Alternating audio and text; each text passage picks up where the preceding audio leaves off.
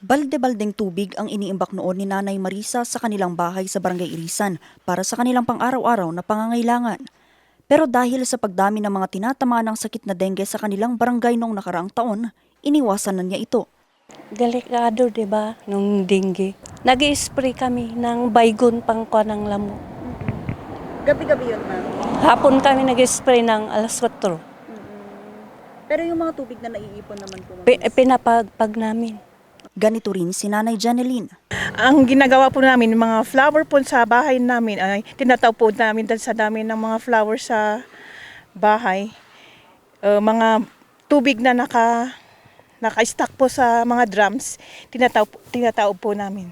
Sa isinagawang entomological mosquito survey ng Environmental Health and Sanitation Division ng City Health Services Office, nakitaan muli ng pagdami ng mga kitikiting carrier ng sakit na dengue sa Barangay Irisan, lalo na ang lamok na Aedes aegypti. Dito nangalap sila ng mga water sample sa mga pinamumugaran ng mga kitikiti sa 100 bahay sa barangay. Malaking banta raw ito sa kalusugan, lalo pat isa sa mga pinakamatataong barangay ang Irisan na mayroong populasyon na higit 37,000 residente.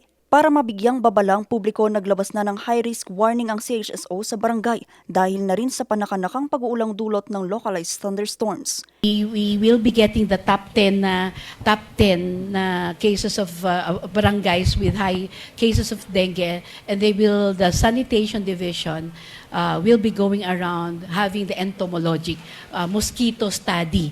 Okay, so larval study of this in the different barangays. So nakita nga nila. So now it's an early warning for our Irisan barangay. Base sa City Health Services Office, pumalo na sa 141 kaso ng dengue mula Enero hanggang Abril ngayong 2026 ang kanilang naitala. Bagamat mababa ito ng 56% kumpara sa 325 kaso sa kaparehong panahon ng 2025, hindi raw sila dapat magpakampante, lalo pat mayroon silang panibagong nadiskubre pagdating sa dengue outbreak. Dati-rati kasi mayroong 3-year cycle pagdating sa dengue outbreak, pero sa pagdami ng mga nagkakaroon nito at paglala na rin ng climate change, nagiging 2-year cycle na lamang ito. Ibig sabihin, posibleng magkaroon ng outbreak ng dengue kada 2 taon. Of course, one is napakalawak siya. So me myself had gone around at nakita ko talaga yung prevalence of kitikiti sa lahat ng mga water containers. So there was a massive move of the barangay na bawat purok was given a schedule na may operation taob. Kasi yan ang nakita namin na parang nag-aalaga kami ng maraming kitikiti dahil sa water na stagnant.